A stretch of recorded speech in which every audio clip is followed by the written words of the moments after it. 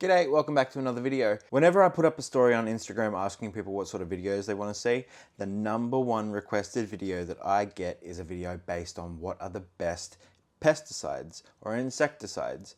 The best way to treat pests, basically. So I'm doing that video for you today because I do believe I have the 3 best pesticides that you can get on the market today. The treatments that I'm going to be talking about today are specifically for indoor plants because that's what I know. These may work for outdoor plants, but honestly, 2 of them I probably wouldn't even recommend using outside, and I'll talk about that when I get to them. But I think people also need to sort of realize that getting pests on your plants isn't the end of the world, and it is inevitable. It is part of the circle of life.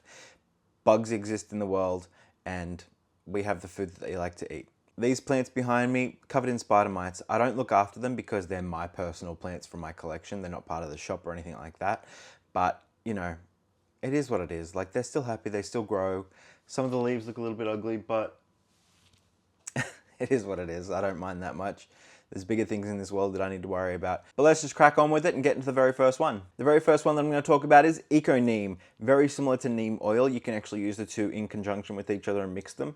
I have never done that, but I use this specifically for fungus gnats. If you've watched any of my more recent videos where I go into the greenhouses, you would have noticed that there was a lot of fungus gnats, like an over-the-top amount. It was unbearable. You'd go in there and they'd fly up your nose. I use a 5-litre spray bottle for all of the chemicals that I use. I use 15 mils of this in that 5-litre spray bottle, and I spray it directly into the soil of the plants. That way it kills all of the gnats. And then if there's any eggs in there as well, it also kills those before they can actually hatch. Sounds a bit brutal when you put it like that, but hey, tried and true, this stuff genuinely works if you want to get rid of gnats. I haven't really had much success using it with anything else. Spider mites and stuff, not this. Gnats, absolutely, this really works for gnats, so 10 out of 10 recommend if you have got a gnat problem. The next one I'm going to talk about, and this one is a little bit more serious, I suppose, is Conguard. It's very similar to Confidor, which was banned. It has the same active ingredient, which I can't pronounce, but I'll put the name of it on the screen. This is very, very good if you have like mealybugs or aphids, or what else? Thrips is another big one, and also scale. But you can't use this outside. A big misconception with Confidor is that it killed bees. It didn't actually kill the bees. It gave them more of like a feeling of being drunk, and then they couldn't find their way back to the hive. And that ultimately led to them dying. But Conguard, allegedly a little bit more safer, but still, I don't use any insecticides outside. If my plants outside get bugs, well, then I let nature take its course, and, you know, hopefully predatory bugs come along and take care of what they need to be doing. But yeah, I love bees, even though I'm severely allergic to them. I won't use anything like this outside.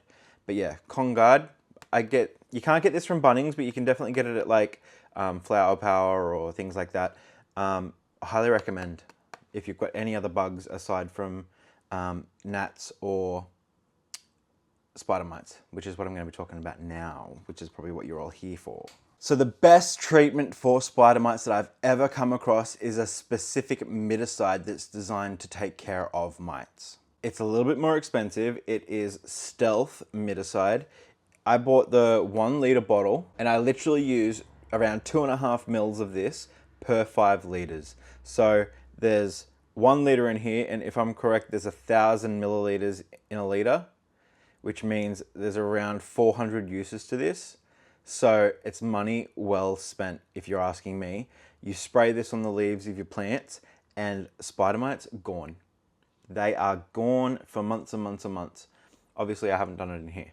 But as a business, you don't want to be selling plants that have pests. Sometimes things happen. They will sneak through the cracks and you'll get like a random bug on a plant here and there. But I always check all my plants before I send them. So if you ever receive a plant from me that's got a bug, my apologies. I did assess every single plant before I sent it out. But so far, nobody's ever said, hey, there was pests on this plant, so I must be doing an all right job. But anyway, as a business, you really want to be staying on top of all your pest control.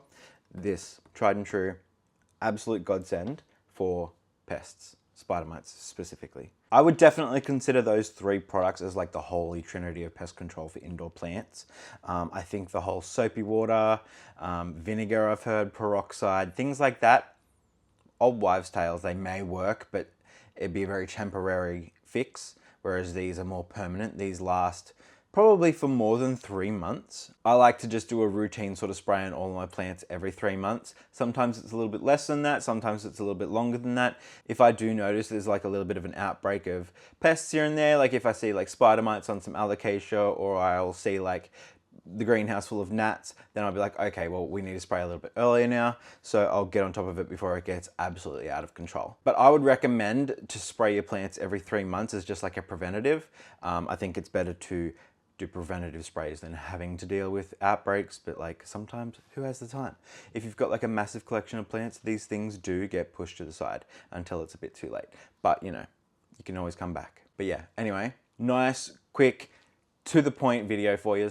The last few videos have been a bit longer. I do understand that that's not what everyone's here for. I also just like videos that get straight to the point. So yeah, I really hope you found this video informative.